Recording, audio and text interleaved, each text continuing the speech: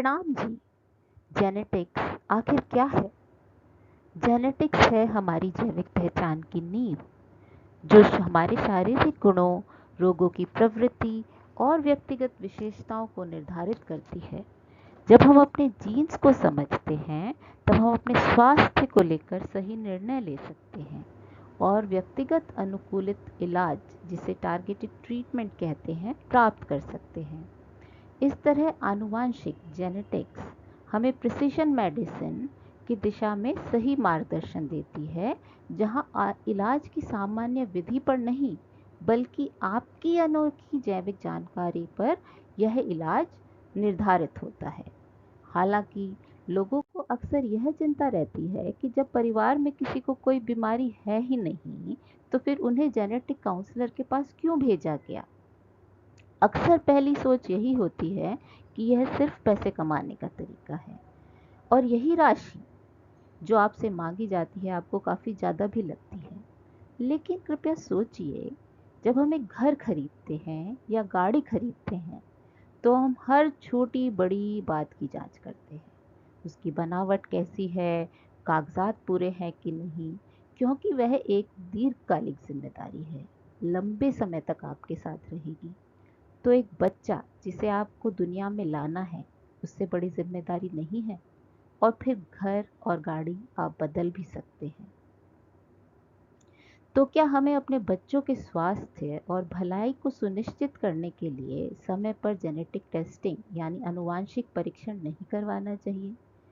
Genetic testing न केवल उस बच्चे के अच्छे स्वास्थ्य में मदद करती है, बल्कि यह हमारे अपने स्वास्थ्य की भी जानकारी देती है, जिसमें परिवार सही, सूचित और जिम्मेदार निर्णय लेकर एक बेहतर स्वास्थ्य भविष्य की ओर बढ़ सकते हैं। इसी सोच के साथ हमने अपने वेबिनार को आयोजित किया, ताकि हम आपको समझा सकें कि आनुवांशिकी यानी कि इनहेरिटेंस वास्तव में क्या होती है। देखिए, हमारे शरीर के अलग अलग अंग होते हैं, जैसे दिल, फेफड़े, दिमाग। हर अंग ऊतकों यानी टिश्यूज से बना होता है और ये ऊतक बहुत छोटी इकाइयों यानी कोशिकाओं, सेल्स से मिलकर बने होते हैं। हर कोशिका के अंदर एक केंद्र होता है, जिसे हम न्यूक्लियस कहते हैं, और इसी न्यूक्लियस के अंदर होता है डीएनए, जो हमारे शरीर को यह निर्देश देता है कि उसे कैसे बढ़ना है, कैसे काम करना है और यहाँ तक कि स्वस्थ रहना है या नहीं। ये भी आपका डीएनए ही निर्धारित करता है। अब क्योंकि हर किसी को डीएनए इसके बारे में समझ में आना थोड़ा मुश्किल है, तो हमने सोचा कि चलिए आपको समझाते हैं डीएनए की को एक ऐसी भाषा में जो सभी समझ सकते हैं, पैसे की भाषा। तो अब आप अपने पूरे डीएनए को, जो आपको पिछली स्लाइड में दिखाया गया था, मानिए एक पैसों का बंडल, जहां हर करेंसी नोट एक क्रोमोसोम का प्रतिनिधित्व करता है। इस बंडल का मूल्य आपकी आनुवांशिक जानकारी है, जो यह निर्धारित करेगी कि आप कौन और कैसे दिखते हैं। जैसे हर करेंसी नोट 500, 100, 20 रुपए के नोट का विशिष्ट मूल्य होता है, वैसे ही हर क्रोमोसोम विशिष्ट आनुवांशिक जानकारी लेकर आता है।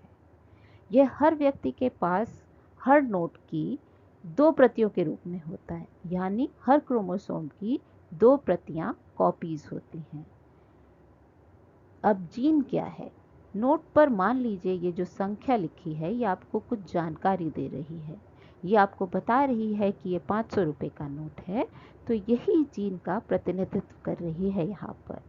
ये वो निर्देश है जो आपके गुण, वृद्धि और स्वास्थ्य को निर्धारित करते हैं। जैसे मैंने पहले भी बताया कि हर नोट की 2 प्रतियां यानी कॉपीज होती हैं, और जब एक नई पीढ़ी बनती है, तो उसमें एक कॉपी माता से और एक कॉपी पिता से आती है। यह कॉपी प्रति के रूप में बनाई जाती है और फिर एक पीढ़ी से दूसरी के पीढ़ी के पास जैसे पैसे ट्रांसफ़र होते हैं, वैसे की जाती है। तो इस तरीके से हर बच्चे के पास हर एक क्रोमोसोम की 2 प्रति आ जाती हैं।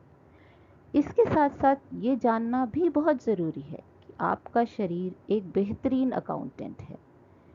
यह बहुत अच्छे से काम करता है यह सुनिश्चित करने के लिए कि सही जानकारी अगली पीढ़ी को दी जाए। अगर किसी नोट की ज़्यादा या कम संख्या हो तो समस्या हो सकती है। जैसे अगर आपको अतिरिक्त 500 का नोट मिल जाए या आपका 100 का नोट गायब हो जाए तो संतुलन बिगड़ जाता है। और इसी तरह से होते हैं अनुवांशिक विकार। अब ये माता और पिता में तो कहीं नहीं थे, पर बच्चे में आ गए हैं। क्या ये इससे पहली पीढ़ी में दिखाई दे रहे थे? नहीं। पर यह संख्या का बदलाव कोई अतिरिक्त नोट होने से हम कैसे जांच करेंगे? हम इसकी जांच करते हैं माइक्रोस्कोप से। माइक्रोस्कोप में हम इन क्रोमोसोम्स को देख सकते हैं, यह जान सकते हैं कि क्रोमोसोम संतुलित हैं या नहीं। क्रोमोसोम्स को देखने के लिए हम इनको इस लेवल पर देख रहे हैं। अब आपको बताते हैं एक ऐसी बीमारी से जो इस तरह के नोटों के नंबर में, संख्या में बदलाव के कारण हो जाती है। पर पहले आप जानिए कि ये क्रोमोसोम्स जिन्हें अभी तक हम आपको नोटों के रूप में दर्शा रहे थे, ये एक सही पुरुष में जिसको कोई आनुवंशिक बीमारी नहीं है और सही महिला में कैसे दिखाई देते हैं। यहाँ पर आप देख पा रहे हैं हर क्रोमोसोम की 2 प्रतियां, क्रोमोसोम 1, 2, 3। इन्हें इसी तरह से नंबर से, आकार के हिसाब से, और इनके ऊपर जो आपको काले और सफ़ेद दिखाई दे रहे हैं, ये काले और सफ़ेद इन्हें बनाया गया है इस तरह से ताकि हम इन्हें माइक्रोस्कोप में जांच कर पाएँ। इन्हीं को हम इस तरह से लगा कर रखते हैं। अगर आप ध्यान से देखेंगे तो पुरुषों और महिलाओं में यहाँ आपको एक फ़र्क, एक अंतर दिखाई देगा। पुरुषों के पास होता है एक एक्स क्रोमोसोम और एक वाई क्रोमोसोम। इस क्रोमोसोम की 2 प्रतियां पुरुषों के पास नहीं होती। इसका ध्यान रखिएगा क्योंकि इससे जुड़ी एक जानकारी की सूचना भी हम आपको अंत में देंगे। पहले देखते हैं किसी और क्रोमोसोम जिसकी 2 प्रतियां ही हैं सबके पास, पुरुषों के पास भी और महिलाओं के पास भी, उसके बदलाव से क्या होता है। तो यहाँ आपको दिखाया गया है, अगर आप ध्यान से देखेंगे तो क्रोमोसोम 21 की आपको 2 की जगह पर 3 प्रतियां दिखाई देंगी। क्या होता है? इससे होने वाली बीमारी को हम कहते हैं डाउन सिंड्रोम। डाउन सिंड्रोम हर 800 से 1000 जीवित जन्मों में से एक मामला होता है। यह नंबर, यह संख्या अगर आप ध्यान से देखें तो कम नहीं है। इससे जुड़ी हुई क्या समस्याएं होती हैं? इन बच्चों में हल्के से मध्यम बौद्धिक अक्षमताएं होते हैं। बोलने और शारीरिक गतिविधियों के कौशल में भी देरी होती है। चेहरे की संरचना में आपको कुछ बदलाव दिखाई देंगे। दिल के दोष होते हैं। सुनने देखने में भी कुछ समस्याएं होती हैं। क्या हम इसका जन्म से पहले पता कर सकते हैं? जी हाँ, हम इसका जन्म से पहले पता कर सकते हैं। आजकल माता के खून की जांच से ही ये पता चलाया जा सकता है कि बच्चे में ऐसी बीमारी होने की संभावना है या नहीं। और मान लीजिए माता के खून से अगर ऐसा पता चलता है तो हम एक टेस्ट जिसे हम एमनियोसेंटेसिस कहते हैं, जिसमें कि माता के गर्भ में जो पानी रहता है उसमें बच्चे के कुछ कोशिकाएं, कुछ सेल्स रहते हैं जिनकी जांच करके आपको ये 100% बता सकते हैं कि हाँ, बच्चे में ये बीमारी होगी या नहीं। परंतु अब एक और अच्छी जानकारी जिसमें कि बच्चे का गर्भपात होने की कोई समस्या नहीं होती है, NIPT, जिसमें कि माँ के खून से ही जांच करके 99% आपको आश्वासित किया जा सकता है कि बच्चे के अंदर ये समस्या नहीं है। अब मैं क्योंकि ये बताना चाह रही हूँ, कभी कभी हम जब ऐसे सुनते चले जाते हैं तो हम उस समस्या की गहराई में नहीं जा पाते हैं। बच्चे के अंदर ये समस्या है, हमारे साथ ये नहीं हुई है, तो हम ये मान लेते हैं कि ये नहीं दोहराई जाएगी या इसका शायद कुछ ज़्यादा प्रभाव नहीं होता होगा। पर मैं आपको बताना चाहती हूँ कुछ 2 परिवारों से, क्योंकि हम अक्सर ऐसे ही परिवारों से मिलते हैं जिनके ऐसे बच्चे हो जाते हैं, जन्म के बाद वो हमारे पास आते हैं। तो 2 परिवारों की जो अभी हाल ही में घटित हुई मेरे साथ ये घटना, वो मैं आपको बताना चाहती हूँ ये समझाने के लिए कि आखिर इनका कितना प्रभाव परिवारों पर पड़ता है। एक परिवार में जब ये जन्म के बाद बताया गया और ये दोनों माता और पिता डॉक्टर थे, जब उन्हें बताया गया कि उनके बच्चे को डाउन सिंड्रोम है तो उसे एक सामाजिक परेशानी जान और मानसिक तनाव के कारण माता पिता ने बच्चे को अस्पताल में ही छोड़ दिया। उन्हें लगा कि विशेष आवश्यकता वाले बच्चे को पालना उनके लिए बहुत कठिन होगा। यहाँ उन्हें जानकारी थी कि आखिर डाउन सिंड्रोम क्या होता है, तो उन्होंने उसे अस्पताल में ही छोड़ना बेहतर समझा, बजाय कि अपने जीवन में कोई उससे जुड़े तनाव बढ़ा लेने के चलते। इससे विपरीत एक परिवार, जिन्हें जेनेटिक परीक्षण के महत्व को समझाया गया पर उन्हें नहीं लगा कि उसका कोई महत्व है, उन्होंने नहीं कराई वो जांच जो उन्हें बताई गई थी। अच्छा समृद्ध परिवार यह सोचकर कि डॉक्टर केवल पैसे बना रहा है, वो जांच नहीं कराता। जन्म के बाद उन्हें पता चलता है कि उसके बच्चे को डाउन सिंड्रोम है। समय के साथ साथ बच्चे के दिल के दोष, श्वसन, सांस लेने में समस्याएं और स्वास्थ्य की समस्याएं होने लगती हैं। कोई इलाज नहीं है। जब उन्हें यह बताया जाता है और अब केवल लक्षणों का प्रबंधन हो पाएगा और इस बच्चे को निरंतर चिकित्सा देखभाल की आवश्यकता होगी, अब वो उस बच्चे को अपने पास नहीं रखना चाहते हैं, उसका पालन पोषण भी नहीं करना चाहते हैं। और ये केवल दो ऐसी घटनाएं हैं जो मेरे पास एक दशक के अंतराल में आई। एक मैंने 10 साल पहले की घटना आपको बता रही हूँ और एक मैं आपको 10 साल बाद की घटना बता रही हूँ, और इनमें कोई खासा अंतर मुझे नहीं दिखाई दे रहा है। समस्याएं अभी भी वहीं की वहीं वैसे ही बनी हुई हैं। क्या कुछ और तरह की आनुवांशिक बीमारियां हो सकती हैं? हाँ। अब मान लीजिए कि यहाँ जो एक 500 का नोट है वो नकली नोट है, पर जब तक माता पिता के पास एक सही प्रति है, एक सही कॉपी है उस 500 के नोट की, उनके स्वास्थ्य पर इसका कोई असर नहीं होगा। ऐसा होने के कि बच्चे के पास दोनों ही नकली नोट आ जाएं, 25% संभावनाएं होती हैं, जिसे हम बोलते हैं ऑटोसोमल रिसेसिव इनहेरिटेंस। इसके अलावा कुछ ऐसी भी बीमारियां हैं, और यही वो बीमारियां हैं जो अक्सर दिखाई देती हैं, जो पीढ़ी दर पीढ़ी जाती हुई हमें फिर भी दिखाई दे जाती हैं। ये होती हैं ऑटोसोमल डोमिनेंट बीमारियां, क्योंकि यहाँ पर एक भी नकली नोट आपके स्वास्थ्य से संबंधित विकार पैदा कर देता है, उससे जुड़ी परेशानियां अनुभव होने लग जाती हैं। कभी कभी ये बीमारियां, ये विकार देर से प्रस्तुत करते हैं, जीवन के तीसरे से चौथे दशक में प्रस्तुत करते हैं।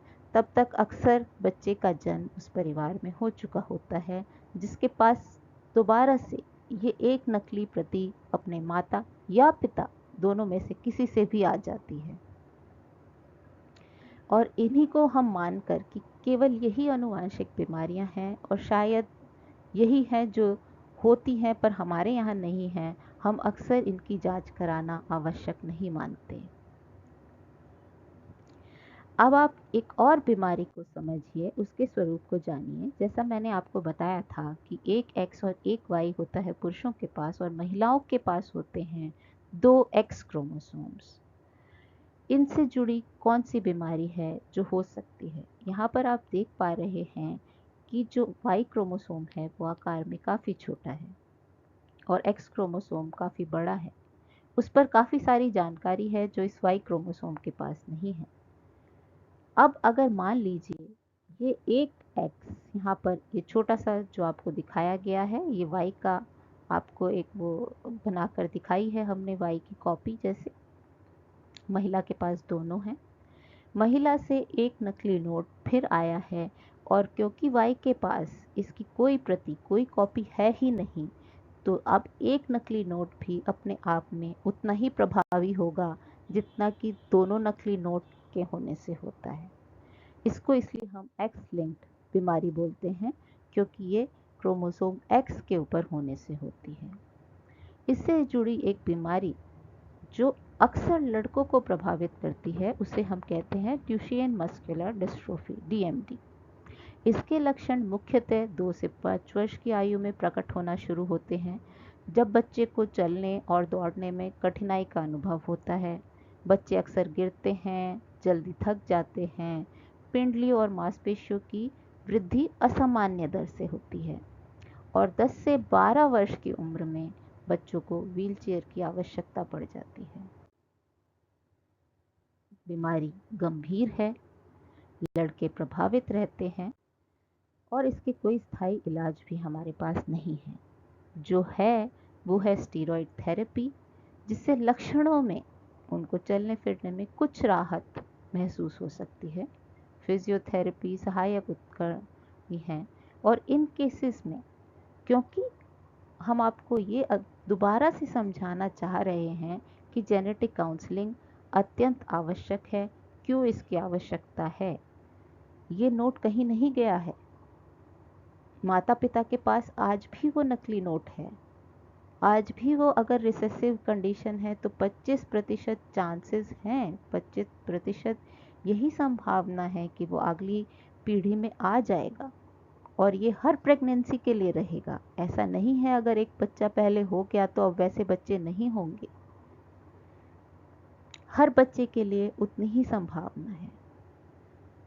इसीलिए ये एक संक्षिप्त परिचय था ताकि आप इनहेरिटेंस को, आनुवांशिक मूल अवधारणा को समझ सकें, ये जान सकें कि कैसे जीन्स जो आंखों से दिखाई नहीं देते चुपचाप एक पीढ़ी से दूसरी पीढ़ी में स्थानांतरित होते हैं और कैसे कुछ विशेष संयोजन, कॉम्बिनेशंस अनपेक्षित रूप से ही सही किसी परिवार में आनुवांशिक रोग के रूप में उभर सकते हैं।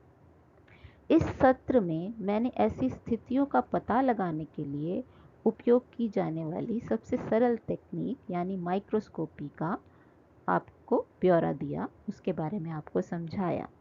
लेकिन वैज्ञानिक प्रगति के साथ अब और भी अधिक शक्तिशाली और सटीक परीक्षण विधियां उपलब्ध हैं। इस श्रृंखला के अगले भाग में हम आपको विभिन्न जेनेटिक टेस्टिंग विधियों से परिचित कराएंगे। उसी परिचित उदाहरणों की मदद से हम आपके लिए जेनेटिक विकार, जेनेटिक डिसऑर्डर की जटिल दुनिया को सरल बनाने का प्रयास जारी रखेंगे, क्योंकि हम चाहते हैं कि आप इन जेनेटिक बीमारियों के बारे में परिचित ही ना रहें, उस जानकारी का सही रूप से कैसे इस्तेमाल करना है ये भी सीख जाएं। धन्यवाद।